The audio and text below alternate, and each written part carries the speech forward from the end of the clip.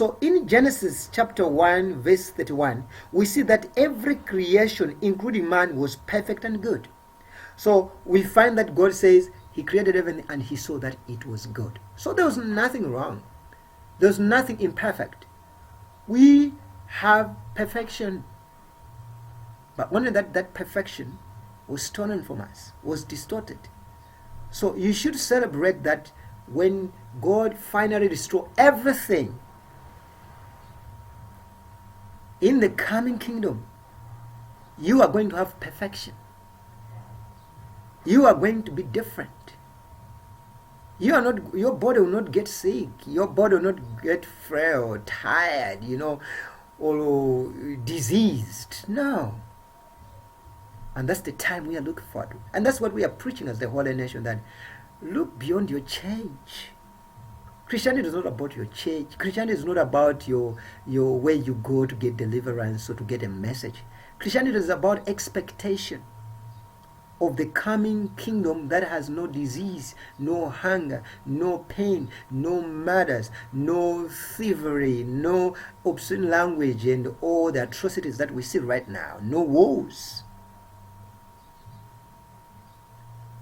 That's what it is. That's why if you look in the scriptures, you find that people were ready to die because they knew that what they were sacrificing their lives for was far much better than this life. Now, if you miss heaven because you want just to buy a car, because you want to have a good house, and then you want to have a good status in life, you have missed Christianity. You have missed it, because the real deal is not here. The real deal is not on this side of eternity. It's not here. Here we are just seeing clams. Here we are just seeing leftovers. We are just seeing God dust. It's not the real God. So the real thing is after this life. That's where we will find the true meaning of the worthiness, the riches that are stored up for us that believe in God and that believes in Jesus and in this restoration. So what we are talking about is not about just going somewhere else and gather and recite verses and sing songs and dance and prophesy. It is about preparation for the real restoration that God has for mankind, that we can no longer suffer. Because even somebody prays for you and you get healed, but you still die. One day you still get sick. One day you still have a problem there. But in that life, when everything is restored back, there'll be no more sickness, no more sorrow, no more pain, no more death. They'll be gone. And that's when you are looking at the book of Revelation that most people do not understand.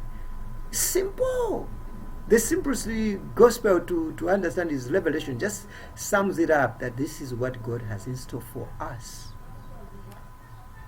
Those that chooses God and those that denies God. This is what God has put in place. So we see that in Genesis chapter 1 verse 31, we see that every creation, including man, was perfect and good. Nothing was bad or imperfect, including man and the earth, as well as all the hosts of the earth and heaven. Everything was perfect. And God saw everything that he had made, and behold, it was very good. And the evening and the morning were the sixth day. Genesis chapter 1 verse 31. I repeat, it says, and God saw everything that he had made, and behold, it was very good. It was not just good, it was very good. And the evening and the morning were the sixth day. So everything was good here. The earth existed with goodness. And God has planned to restore everything to that perfect nature. It's coming. And it's not a religious statement. It's not about a place to gather. It's about humanity. Let's stop making this to be a religious thing. It's not a religious thing. It's a humanity thing.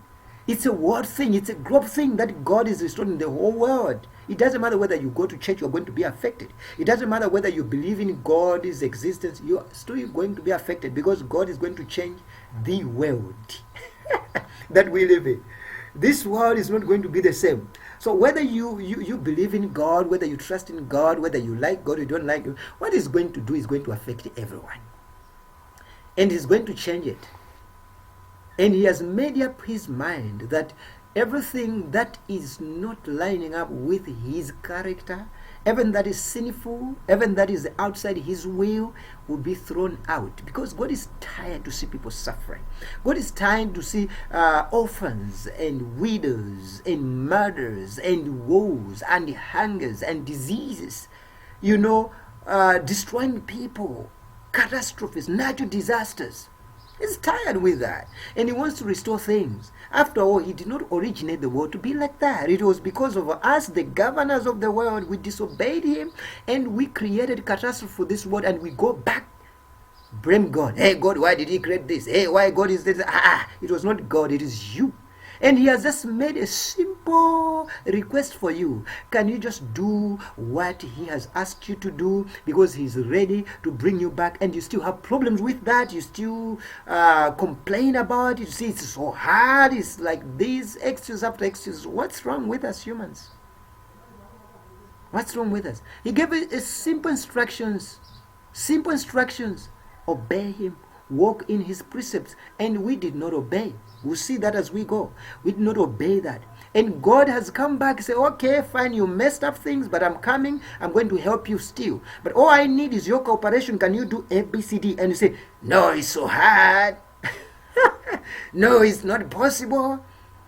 No, it's this. And we blame Him again. Now, can we be good for once?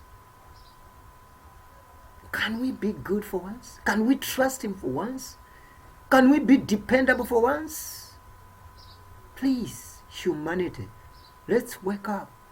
There's too much murmuring and complaining and judging God and pointing fingers at God, yet we are the ones that are causing all these problems. We are causing these problems.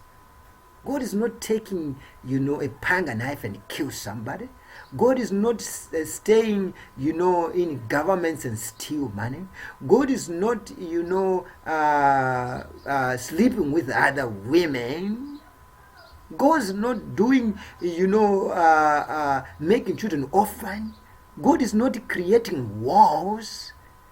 We are humans. We are. You see the face of human. Thieves. Humans. Murderers. Humans. Adulterers. Humans.